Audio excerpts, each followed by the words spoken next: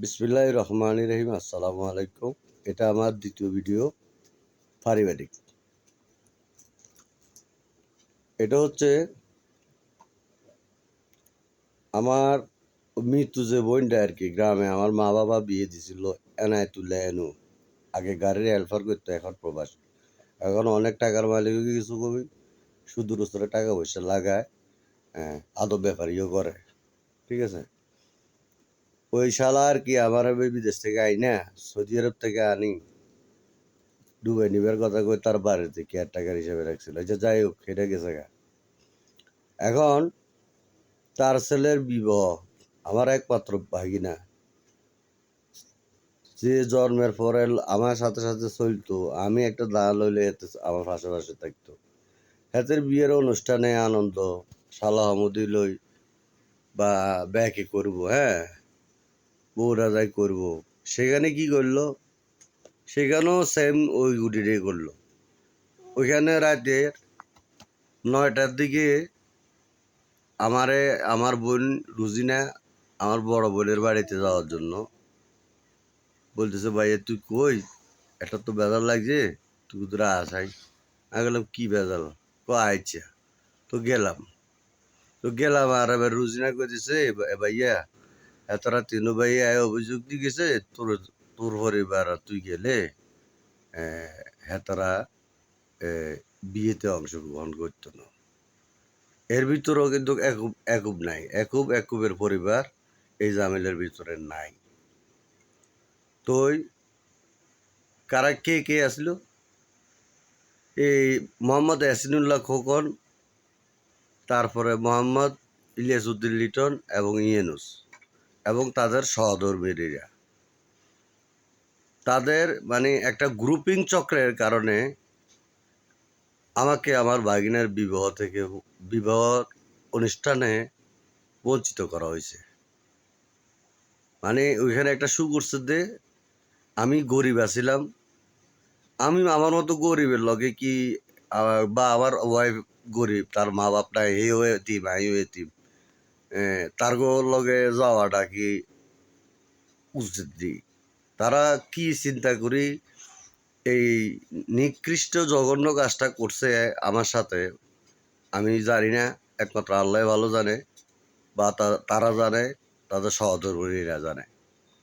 এখানে মূল সমস্যাটা কে করছে আমি আজও জানতে পারি না। এই যে গুড গেছাল, এটা গ্রুপিং এর একজন তো প্রধান থাকে, একজন সভাপতি থাকে আর একজন সেক্রেটারি থাকে। তো এই গ্রুপে কে প্রধান, পারিবারিক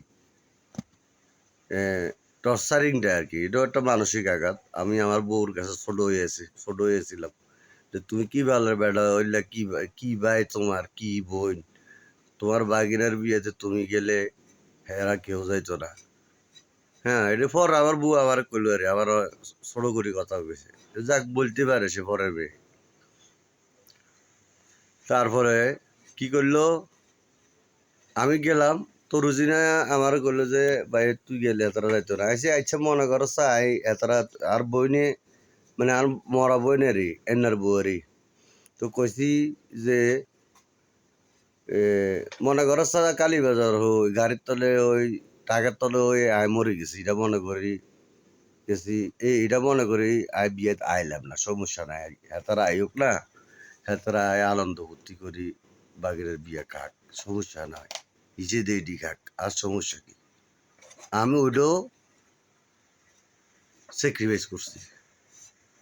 এখন আমার প্রশ্ন হচ্ছে যে আমার উপরে এই টর্চারিংটা কেন করা হইল? আমি কি অপরাধ করছিলাম? আমি কি গাঁজা খাই, মদ খাই, না মানুষ মার্ডার করি, না মারামারি করি, না মাগিবাজি করি আমি? আমার কি দোষ ছিল? আমার দোষ ছিল এটাই যে আল্লাহ আমার গরিব বানায় রাখছে। আমি কি করতাম? আয় তো কারোর দালালি করতে পারিয়েন না, সামসামি করতে পারিয়েন না, নিজের রতে হকে গায়। আর বাপে মরহুম শামসুল হক টেইলার রতে হকে জিন্দগি গুজার গায়া, উনি রতে হকে ইমান আমল লই চলি গেছে।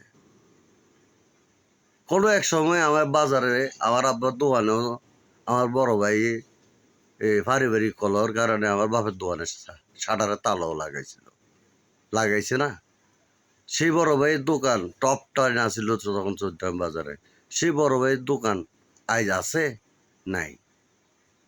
দেখেন সকল কিছুর নিয়ন্ত্রণ মালিক আল্লাহ। তাইলে আপনি যত রকমের গুড গেছালি কারণ না কেন, কারো প্রতি যদি ব্যয়চাপ করে থাকেন, কারো হক বান্দার হক, আল্লাহর বন্দার হক আপনি নষ্ট করছেন, আপনারা গ্রুপিং করে তাকে অবহেলিত করছেন, বঞ্চিত করছেন, আমাকে আমার বউর কাছে আমাকে ছোট করছেন। আপনাদের মতো নিরজ্জ ভাই এবং বউ ভাবিরা আর কি, এরা থাকার চেয়ে না থাকা আরো উত্তম। তবে আমি আমার পরিবারের কোনো কিছু হইলে এই তিনজন এবং আমার বোন যেটা মৃত বলে আমি আমার মন থেকে মৃত বলে ঘোষণা করছি, সে এবং আমার আদার্স গং, বাস এতটুকু বলে রাখলাম। তবে প্রশ্ন রেখে গেলাম কেন এটা করা হইল আমার সাথে, এই মানসিক যন্ত্রণা। তখন থেকে আমি আমার কোনো আত্মীয় স্বজন মানে আমাদের আত্মীয় স্বজনের বিবাহর অনুষ্ঠানে আমি অংশগ্রহণ করি না। ওই রাগ থেকে, অভিমান থেকে, আমার মনের কষ্ট থেকে, বেদনা থেকে, যন্ত্রণা থেকে, আঘাত থেকে আমি কারো বিয়েতে অংশগ্রহণ করি না। ঠিক আছে? তো সবার বিচার আল্লাহ। তো আমি তো হয়তো তাদের কিছু করতে পারতেছি না, কারণ আমি গরিব, আল্লাহ গরিব বানায় রাখছে আমারে। তো ছোট হিসেবে বেয়াদব হইলে কিন্তু অনেক কিছু করতে পারতাম, বেয়াদবি করলে আর কি। তো আল্লাহ হয়তো আমার হাতে বেয়াদবি কাজ করাইতেছে না। তবে তারা আমাকে আরো বিভিন্ন ধরনের মিথ্যা অপবাদ, মিথ্যাচার বলে বিভিন্ন অত্যাচার করতেছে। আল্লাহর কাছে এই সহবরাতের রাত্রে তাদের ব্যাপারে আল্লাহর আবার তাদেরকে আমি আল্লাহর উপর ছাড় দিলাম, আল্লাহ কি করে দেখি। তবে একটা অনুরোধ, মহান আল্লাহ তাআলা আজকের এই রজনীর রাতে, ভাগ্য রজনীর রাতে আপনি আমি যেন থাকা অবস্থায় তাদের সিজ্জত গুলো দেখতে চাই, এটাই আমার একটা অনুরোধ মহান আল্লাহ তাআলা।